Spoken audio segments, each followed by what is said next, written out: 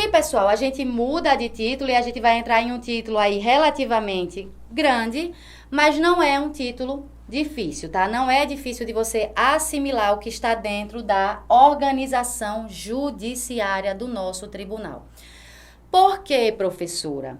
Primeiro, porque nós temos aí dados similares entre os tópicos, então vai ficar mais fácil de você assimilar, de você gravar. E segundo, porque o nosso Código de Organização Judiciária, em muitos momentos, pessoal, obrigada, Senhor, ele faz referência ao regimento interno, ele faz referência à Constituição Estadual, ele faz referência à Constituição Federal. Eventualmente, quando fizer referência, por exemplo, à Constituição Federal, quando ele fala do 5º Constitucional, vocês vão ter que saber essa regra porque vocês estudam direito constitucional. Então, vocês vão ter que estar afiadíssimos com essa regra. Mas se ele faz uma menção, por exemplo, à Constituição Estadual, e não é uma regra aí, né? É uma exceção ao princípio da simetria, não é uma regra que está disposta também na Constituição Federal, é algo que você não vai precisar saber. E aí a gente espera também que você não precise fazer o estudo do regimento interno, que é um documento muito maior, muito maior, muito mais denso de conteúdo. Mas vejam, muita coisa daqui da organização judiciária nos remete, tá? Manda que a gente vá até o regimento interno para que a gente veja essa disposição. Então, se a gente não vai fazer o estudo desse regimento interno, o estudo aqui vai ficar muito mais fácil, tá? A banca vai ter menos opções para cobrar você. Então, fiquem atentos, peguem o caderninho aí para grifar o que eu pedi e façam tabelinhas comparando. Por exemplo, quando eu for falar de presidência do TJ, quando eu for falar de vice-presidência, o que é que tem em comum entre os cargos? O que é que tem de diferente entre os cargos? Para que vocês, quando forem fazer uma revisão, esse estudo fique mais fácil, tá? Fazer um estudo aí sistemático. Não adianta você só ficar lendo, ficar tentando ler, ver a aula, até porque você não tem tempo hábil para fazer isso com todas as matérias. Então, prepare o seu resumo de maneira inteligente, porque quando você for voltar no assunto, você não precisa ver a aula de novo e nem ficar lendo a legislação toda hora, tá? Quem são os órgãos do Poder Judiciário, pessoal? Órgãos do Poder Judiciário. Tribunal de Justiça, juízes de direito. Os juízes são órgãos também, professora, são órgãos do Poder Judiciário, tá? O Tribunal do Júri, que todo mundo adora, quem gosta da matéria aí de direito penal adora o Tribunal do Júri. Conselho da Justiça Militar, então a gente tem a Justiça Militar ligada aqui também ao Poder Judiciário do Estado, tá? Os tribunais, turmas, juízes e juizados instituídos por lei. Vejam que esse inciso, o inciso 5, ele foi incluído pela Lei Complementar número 362 de 2022. Toda vez que eu tiver uma alteração mais recente ou uma alteração aí feita posteriormente à entrada em vigor da nossa lei, eu sinalizei, tá, pessoal? Mas fiquem atentos a essas alterações que foram, assim, de 2022, 2021, 2015, tá? Porque isso pode chamar a atenção, eventualmente, de quem está preparando a sua prova. Então, essa alteração aqui, eu já tinha um dispositivo parecido com esse, na verdade, dizia respeito aqui só às turmas recursais, só que depois eu tenho aí a ideia também de turma de uniformização de entendimento. Então, eu coloco turmas para já englobar todas essas turmas, tá? E não só as turmas recursais, como órgãos do Poder Judiciário. Eu tenho, além disso, o Centro Judiciário de Solução de Conflitos e Cidadania, instituído pelo Tribunal de Justiça, aí o nosso CEJUS, que está, então, uma tentativa de desafogar tanto o início dos processos, tá? De resolver as brigas, né, que chegam ao judiciário antes de dar início ao processo, ou então ali na fasezinha inicial do processo, ou eventualmente a qualquer tempo do processo, a depender da matéria, tá? Então, eu tenho essa tentativa e aí eu incluo também esse CEJUSC, né, esse órgão, como órgão do Poder Judiciário, através de uma lei complementar lá de 2015. Eu, inclusive, gente, fiz um curso aqui, logo quando foi instituído o Centro de... Eu acho que é o primeiro curso aqui que teve no estado como conciliadora, tá? E aí foi um curso bem interessante. E aí depois eles criam esse órgão e colocam aqui como órgão de poder judiciário, aí com a função que eu falei para vocês. E o Centro Judiciário de Justiça Restaurativa, aí uma matéria ligada também ao direito Penal, incluído, vejam pessoal, em 2022. Então, esse Centro de Justiça Restaurativa também funciona como órgão de poder judiciário. Aqui na nossa lei complementar, a gente não vai ter exatamente a discriminação aí das funções desses órgãos. Então, vocês não precisam ficar tão preocupados com isso, tá? Tribunal de Justiça, o nosso primeiro órgão aqui da lista, né, do Poder Judiciário, e eu diria assim, o mais importante, é onde você tem que ter uma atenção maior, onde você precisa ficar mais atento. Então, ele está lá no artigo 7º. O que é que diz esse artigo pra gente? O Tribunal de Justiça é constituído do número de desembargadores na forma especificada na Constituição Estadual, com sede na capital e jurisdição no território do Estado. Lembram lá aquela questão da divisão administrativa? Mas a jurisdição do tribunal, ela vale em todo o território de Sergipe. O preenchimento das vagas de desembargadores será feito por magistrados, membros do Ministério Público e advogados, na forma das Constituições Federal e Estadual. Pessoal, essa última regrinha aqui nada mais é do que o 5º constitucional, tá? Então, 1/5 dessas vagas lá do Tribunal de Justiça, desses desembargadores, vai ser formado por membros do Ministério Público e por advogados. E aí tem a questão do tempo lá, né? 10 anos de exercício, a questão da reputação ilibada. E esses órgãos, eles preparam a lista sexto, vocês vão ver essas regras lá no direito constitucional. E aqui, pessoal, vejam, no início do nosso artigo, ele diz que o tribunal ele vai ser constituído do número de desembargadores na forma especificada na Constituição do Estado. Lá dentro do artigo 104, salvo engano, mas acho que é esse artigo mesmo, lá da Constituição do Estado de Sergipe, eu tenho a regra de que o nosso tribunal vai ser composto por 13 desembargadores. Não é um número que vocês precisam ficar tão atentos para gravar, tá? Porque, como eu falei para vocês, está lá na Constituição Estadual e vocês não vão, ainda bem, precisar fazer esse estudo. Mas só a título de que vocês tenham conhecimento, então eu vou ter 13 desembargadores e aí eu tenho o preenchimento de 1/5 dessas vagas, lembrando que vai dar um número fracionado, então eu arredondo para o número completo, tá? Superior, e preenche essas vagas com membros do Ministério Público e com advogados, tá? O nosso 5º constitucional. Quem são os órgãos do Tribunal de Justiça? Prestem atenção para vocês não fazerem confusão entre os órgãos do Tribunal de Justiça e os órgãos do Poder Judiciário. Cadê? Aqui que eu falei para vocês agora há pouco, tá? Então, aqui, os órgãos do Poder Judiciário, eu tenho uma lista maior, tá? E aqui eu tenho um subtópico dentro de um dos órgãos do Poder Judiciário, que são os órgãos do Tribunal de Justiça. Que órgãos são esses, professora? O Tribunal Pleno, as câmaras cíveis isoladas, a Câmara Criminal e as câmaras cíveis reunidas. E o Conselho da Magistratura. Notem que aqui eu tenho uma lei complementar, tá? De 2009. E aí eu alterei esse inciso 2º do órgão de... desculpa, pessoal. O tribunal alterou, né, o inciso 2º para tirar a Câmara Especial de Férias. E aí tira a Câmara Especial de Férias como órgão do tribunal. E resta aqui, então, as câmaras cíveis isoladas, a Câmara Criminal e as câmaras cíveis reunidas. E, além desse, está o Tribunal Pleno e o Conselho da Magistratura.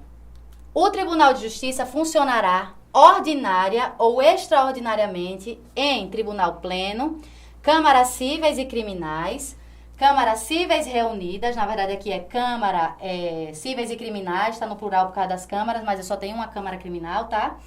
E Câmara Especial de Férias. Esse grifo aqui, quem fez fui eu, porque a gente tirou isso lá de cima de órgão, né? De um dos órgãos do Tribunal de Justiça, tá? Conforme dispuser seu regimento interno. Então, vejam aqui o que eu acabei de falar para vocês. Muitos pontos da lei a gente tem aí um pedido, né? Para que o leitor vá até o regimento interno e veja quais são as regras de disposição desses órgãos. Então, aqui eu vou dizer para vocês que eu tenho regras gerais. Então, são regras mais fáceis de a gente gravar. Em caso de afastamento a qualquer título de membro do tribunal por período superior a 30 dias, pessoal, 30 dias, o Tribunal Pleno que é esse órgão aí superior, órgão máximo na hierarquia do tribunal, é assim, tá lá no topo, tá no céu, é o nosso tribunal pleno, por maioria dos seus membros, convocará juiz de direito da capital, integrante da primeira quinta parte da lista de antiguidade da mais elevada entrância para substituição. Professora, traduz isso aí. Se você entrar no site do Tribunal de Justiça, a gente vai ter essa lista de antiguidade referente aos juízes, tá? Então, eu tenho lá juízes que estão na primeira entrância, na entrância inicial. Eu tenho juízes que já estão na entrância mais elevada, na entrância final. Eu tenho essa lista lá e você pode ter acesso. É só você digitar lá no site do tribunal, tá? Lista de entrância dos magistrados, por exemplo, classificação dos magistrados por antiguidade. E aí você vai ter acesso a essa lista. E toda vez que qualquer membro do tribunal, lembram lá, o nosso tribunal é formado por desembargadores. Então, toda vez que algum desses desembargadores precisar se afastar do tribunal por período superior, tá, pessoal? Até 30 dias não vai ter essa regra. Superior a 30 dias, eu vou ter essa convocação de quê? De juiz de direito da capital, integrante da primeira quinta parte da lista de antiguidade. Então, aqui eu vou fazer uma continha matemática. Eu vou ter uma lista, vou dividir essa lista por 5. E qualquer um desses juízes aí, integrante dessa quinta parte, tá? Da lista, dessa primeira parte aí que eu dividi por 5, pode ser convocado para substituir o membro que foi afastado, tá, pessoal? Lembrando que esse afastamento, ele tem que ser superior a 30 dias. Então, se eu tiver um afastamento aí de um desses desembargadores, de um desses membros do tribunal, de 20 dias, eu não preciso fazer essa convocação, tá? Lembrando que essa convocação vai ser por maioria dos membros do tribunal pleno, tá? Que é o órgão máximo aí dentro da hierarquia do nosso poder judiciário aqui do estado. Em caso de vaga, o substituto receberá por redistribuição os processos pendentes do seu antecessor. Então, imaginem que esse juiz, ele precisou ser convocado porque aquele desembargador, ele está afastado, pessoal, pelo período de quê? Quero ouvir de vocês aí, podem falar em casa, porque quando a gente fala, a gente grava, tá? Por período superior a 30 dias. Esse juiz que foi convocado, que ele estava lá na lista de mais elevada entrância, né? De entrância final, ou mais elevada entrância, esse juiz que foi convocado, quando ele entrar em substituição, ele vai receber os processos daquele desembargador que se afastou, que precisou se afastar por período superior aí a 30 dias. Período superior, pessoal, a 30 dias. Então, esse juiz que vai para o tribunal não vai passar lá férias, não, viu? Ele não vai ficar lá de férias de beleza. Ele vai lá receber os processos que eram ali de competência do desembargador que precisou se afastar, daquele membro que precisou se afastar. Tribunal pleno, pessoal. Quem é o nosso tribunal pleno? Eu acabei de falar aqui para vocês que ele é o órgão máximo aí da hierarquia do Poder Judiciário. Então, vamos fazer um paralelo aqui, não é um paralelo completamente correto, tá? Mas a gente tem o STF, que vocês entendem aí, seu órgão máximo a nível federal. Então, quando a gente pensa numa estrutura interna do nosso tribunal, tá? Do Tribunal de Justiça do Estado de Sergipe, a gente pensa esse tribunal pleno como esse órgão máximo aí, que nem você enxerga o STF, tá? Só para que vocês tentem gravar, não são as mesmas competências, viu, pessoal? Não tem, em relação à competência, não tem nada a ver. É só para você fazer o paralelo e gravar essa informação sobre o que é que seria esse tribunal pleno. O tribunal pleno, em suas sessões, será presidido pelo presidente do tribunal. Então, o presidente do tribunal, ele exerce a presidência do tribunal e a presidência também do tribunal pleno. E no seu impedimento, sucessivamente, pelo vice-presidente e pelo desembargador mais antigo. Então, esse tribunal pleno, ele vai ser aí presidido pelo presidente do tribunal. Então, o presidente do tribunal, ele já está acumulando essas duas funções. Ele precisou se afastar, professora. Vem o vice-presidente do tribunal e assume o tribunal pleno. Não estão ali nem o presidente e nem o vice-presidente. Eu chamo o desembargador mais antigo, o desembargador mais experiente, para assumir o tribunal pleno. Prestem atenção a esse quórum aqui do artigo 14, tá, pessoal? Vocês precisam gravar isso. E esse é o quórum que, assim, se você fosse fazer uma tabelinha, você ia passar a vida fazendo tabela. Porque cada local tem uma regra, principalmente lá em direito constitucional, para as votações, né? é indispensável a presença de, no mínimo, a maioria absoluta para o funcionamento do tribunal em sessão plenária. Então, a maioria absoluta, eu pego o número total, divido por 2 e acrescento 1. Então, eu preciso da maioria absoluta para que o meu tribunal pleno funcione e para que ele possa realizar as votações ali das quais ele tem competência. Ao Tribunal Pleno, além das competências previstas tanto na Constituição Federal e Estadual, cabe exercer as demais atribuições conferidas aonde, pessoal? Vejam que aqui na nossa lei a gente não tem uma lista de competências específicas para o Tribunal Pleno. E aí, onde é que eu tenho que ver essa competência, professora? Ou em lei, tá? Ou no temido regimento interno, tá? Porque aqui eu não tenho essas competências aí de maneira assim tão descritivas. Então já é um assunto que você não tem que ter uma preocupação tão grande. Outro órgão aí do Tribunal de Justiça: Câmaras Cíveis Isoladas e Criminal.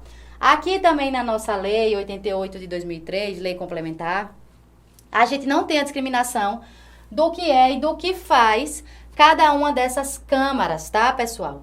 Então, aqui eu só tenho uma noção vaga sobre esses órgãos. Lá no artigo 16, vamos ver. As câmaras cíveis isoladas, que eu tenho mais de uma, e a Câmara Criminal funcionarão com o número de desembargadores disposto, olha ele de novo, pessoal, no regimento interno do tribunal, e terão as atribuições ali discriminadas. Então, ali eu tenho eu acho que eu tenho 2 câmaras cíveis e eu tenho um rearranjo de desembargadores dentro delas. Para quem gosta de matemática, vai adorar fazer esse estudo aí, mas para quem não gosta, vai dormir assim. Chega, professora, eu tô tendo pesadelo. Então, como a gente não vai precisar, possivelmente, estudar esse regimento interno, vocês não vão se preocupar com essa composição, porque a Lei 88 não diz pra gente, tá?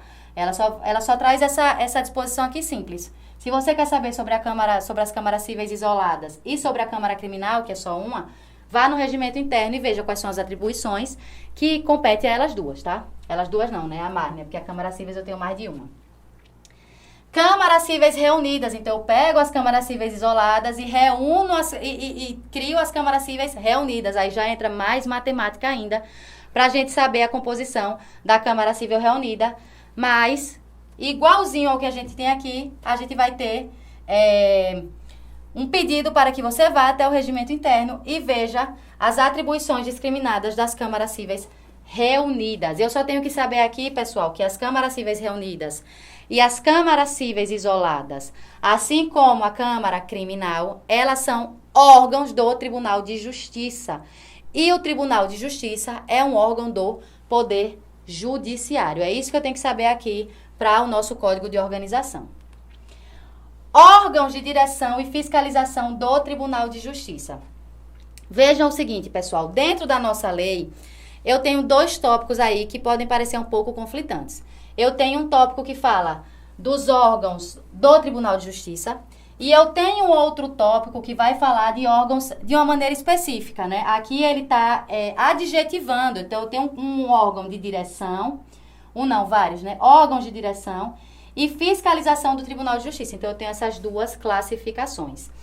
Vejam que o Conselho da Magistratura, ele estava lá, deixa eu voltar aqui para vocês olharem também. O Conselho da Magistratura, ele está disposto aqui como órgão do Tribunal de Justiça. Só que quando a gente vai fazer o estudo sistemático, ele não tem uma discriminação nesse tópico igual ao que tinha, né? As câmaras cíveis isoladas, a Câmara Criminal e as câmaras cíveis reunidas, por exemplo, e nem o Tribunal Pleno. A gente só vai encontrar a descrição desse Conselho da Magistratura dentro desse outro tópico aqui, dentro desse outro capítulo, que é órgãos de direção e fiscalização do Tribunal de Justiça. Aí eu tenho essas 4 seções dentro desse capítulo. Então, eu tenho a presidência do Tribunal de Justiça, a vice-presidência do Tribunal de Justiça, que também é órgão de direção e fiscalização do Tribunal de Justiça, o Conselho da Magistratura e a Corregedoria Geral da Justiça. Vocês vão ver quando vocês forem fazer a leitura da lei, que eu tenho certeza que vocês vão fazer. Assim, porque eu tô pedindo tanto, que vocês vão ter pesadelo com a professora se vocês não fizerem. Porque se for esperar boa vontade, não faz. Professora, não vou ler isso não, vou estudar processo penal, vou estudar processo civil. E aí você vai deixando o Código de Organização Judiciária para depois, para depois, para depois, para depois. Quando dá 1 hora da prova, você quer pegar a lei, tá lá o portão fechando já e você querendo fazer o estudo. E aí não dá certo, pessoal. Você vai perder questão aí que você poderia responder tranquilamente, porque você foi deixando o seu estudo aí, E eu sei como é, tá, gente? A gente dá menos importância a essas legislações, até porque elas são bem mais, assim, maçantes para que a gente aprenda. Mas pense que vocês vão conhecer a estrutura do tribunal em que vocês vão exercer o cargo aí que já já vocês vão estar ocupando, tá? Isso é bem importante.